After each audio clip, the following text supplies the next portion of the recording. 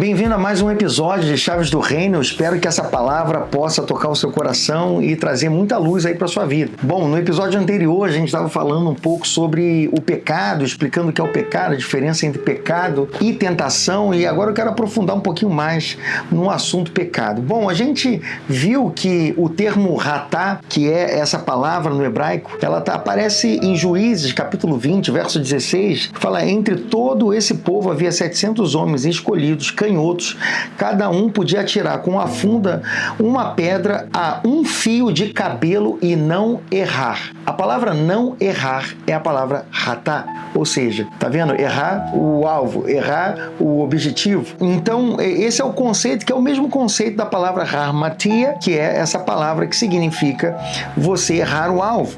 Bom, esse entendimento de errar o alvo é muito importante, porque você foi criado à imagem e semelhança de Deus. E o pecado é tudo aquilo que desvia o seu foco de Deus.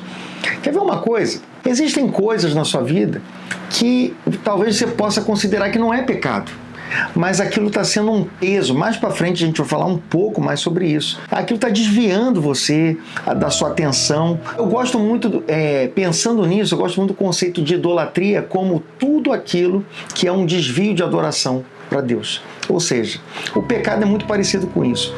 O pecado termina sendo um desvio do seu objetivo, que é ter um relacionamento com Deus. Tudo aquilo que desvia você de ter uma relação com Deus, toma cuidado, porque conceitualmente isso é pecado.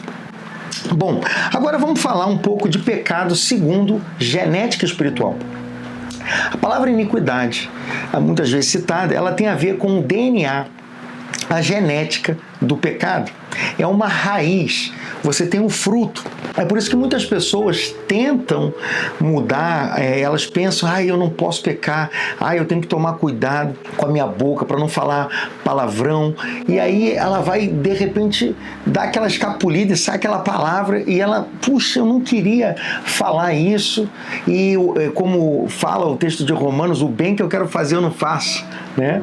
Então, isso é algo que a gente precisa entender, que vem de uma genética espiritual, de uma distorção que vem do primeiro Adão, de uma matriz. É por isso que Jesus fala ao mestre da lei que você precisa nascer de novo. Você não pecar tem a ver com genética. Jesus tem uma genética e essa genética precisa ser reproduzida em nós. É por isso que o Evangelho é sobre um novo nascimento. Vem aqui comigo no texto que está em 1 João capítulo 3. Olha que interessante, ele fala assim: contemple que o tipo de amor que o Pai nos outorgou, que fôssemos chamados filhos de Deus. Ou seja, ele está falando sobre pertencer a uma genética espiritual, filho de Deus. Portanto, o mundo não nos conhece, porque não o conheceu. Então ele começa a falar dentro dessa linha, ele fala: e qualquer homem que tem nele essa esperança purifica-se a si mesmo, assim como ele é puro.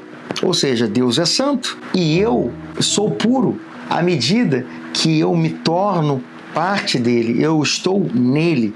Qualquer que comete pecado também transgride a lei, porque o pecado é a transgressão da lei, ok? Então, e vós sabeis que ele foi manifesto para carregar os nossos pecados, e nele não há pecado.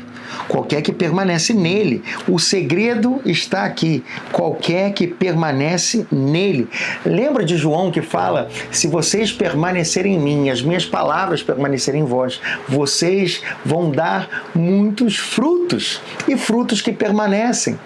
Então saiba disso, não é sobre o seu esforço, a sua tentativa, é sobre permanecer nele. Se você está nele, você vai produzir os frutos do Espírito.